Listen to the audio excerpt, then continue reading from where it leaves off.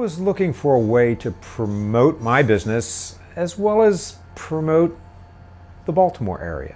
And the Chesapeake Bay is a huge part of this area: Baltimore, Maryland, Pennsylvania, Virginia. And in speaking with Emery Node, who owns the Appalachian Bluegrass Shop, he said, you know, if you want to make a hit, you need to make a statement. You need to stand out. And Emery, who also has a great love of the Chesapeake Bay, said, you know, if you could do something that relates to the Chesapeake Bay and would benefit this area and raise awareness of the plight of the bay and the preservation of the bay, that would be really good. So we kind of launched onto that project. I had met Craig Lavin at a guitar show a number of years back. Craig is an inlay artist who specializes in marine inlays, and he was the perfect choice for doing the inlay work.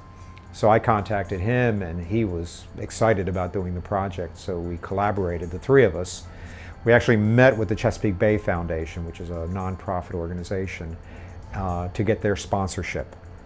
And so the premise of the project was to build a series of 6 guitars, each one individual scene that relates to the bay, whether it be herons or osprey or fish, blue crabs. So I built the guitars, Craig did the inlay work, and Emery supported the efforts here in his store. We're also providing a substantial donation for each guitar directly to the foundation as they're sold.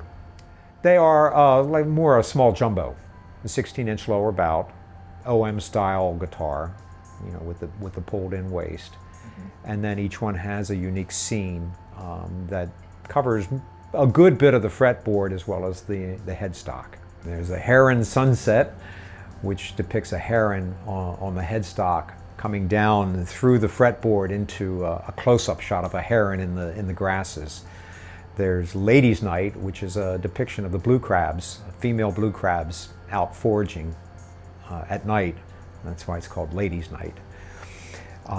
There is the Duke and Duchess, which is a pair of woodland ducks highlighted on the headstock of the guitar. There's a Last Light, which was the last in the series that we built, which is a sunset horizontal on the fretboard with silhouetted seagulls flying off into the sunset. There's also the Fisherman, which is an osprey coming in from the side. The outstretched wingtips are up on the headstock, and the head and the talons and the waterline are on the fretboard with the unsuspecting fish about to be eaten. Stars and Stripers, that was the last guitar, which was kind of a little bit of play on words because it's a combination. The headstock shows the Francis Scott Key buoy, which sits at the Patapsco River mouth, right, that leads into the Chesapeake Bay here in Baltimore. And it is a you know, blue star or white stars on a blue field at the top of the buoy with red and white stripes.